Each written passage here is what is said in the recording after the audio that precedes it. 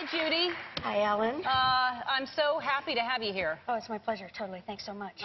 Thank you.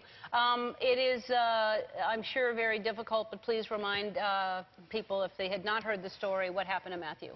Well, in October of 1998, Matthew accepted a ride from a couple of young men who proceeded to rob him and then beat him. They tied him to a fence outside of Laramie, Wyoming, and left him there to die. He was found 18 hours later, and he passed away 4 days later. It was a story that, I mean, it's still hard for me. It's hard for me, too. Still hard. Because it was right after I came out. And I thought, people... Yeah, I want to share with you that Matt was so proud of you when you did. He called me and said, Mom, you can't believe it's happening.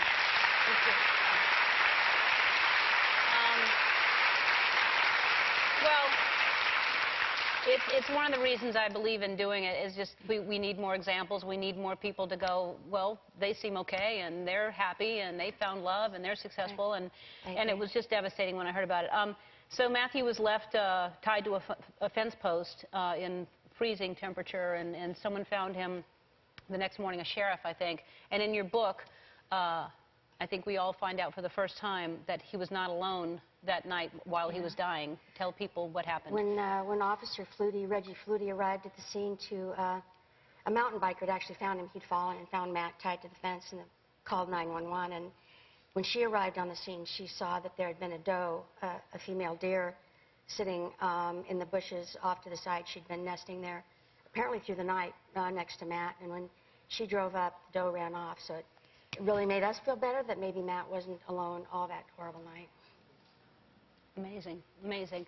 It's been 11 years, and you have been, this changed your life. I mean, you didn't do this before. You were close with your son. Right. He was a good friend to you, but this all of a sudden changed. Well, yeah, you know, I became sort of the spokeswoman for the cause. We thought people would recognize Matt's name and hear what we had to say and listen to us. Maybe we could change hearts and minds.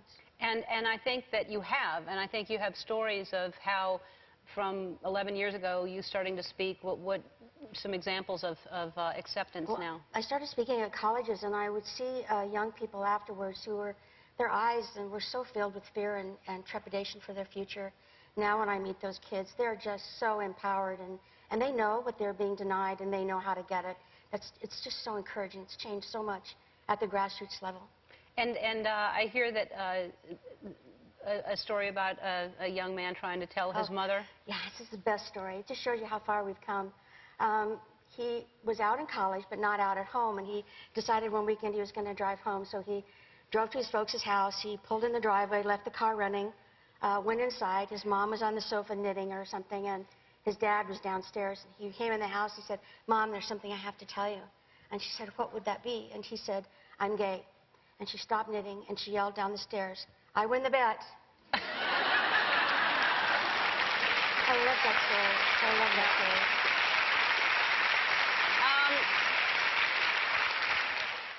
One of the things we were trying to do after Matthew was killed was to try to pass a hate crime law. And basically, there are a lot of states that don't have hate crime laws or didn't.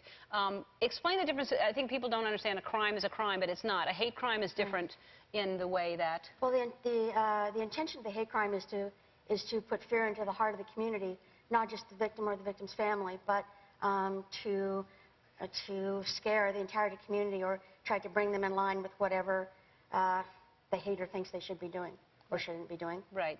So well, there are a lot of hate crimes, as we hear about all the time. So you have been trying, to get this attention and tell people. We just found out right before you walked out. Yeah, we just found out that the part of the bill that will increase existing hate crime laws and it now protect sexual orientation, gender, disability, has been passed on the House floor and will be going to the Senate.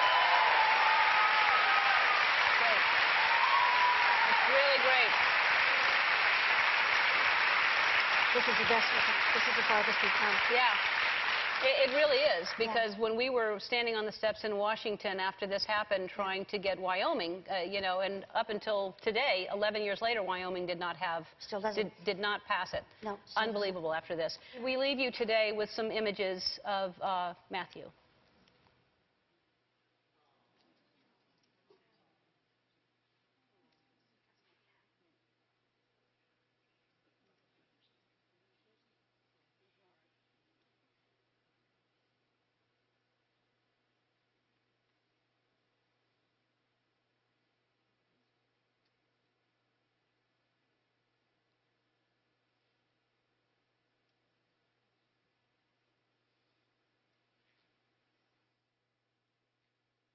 Wow, that's...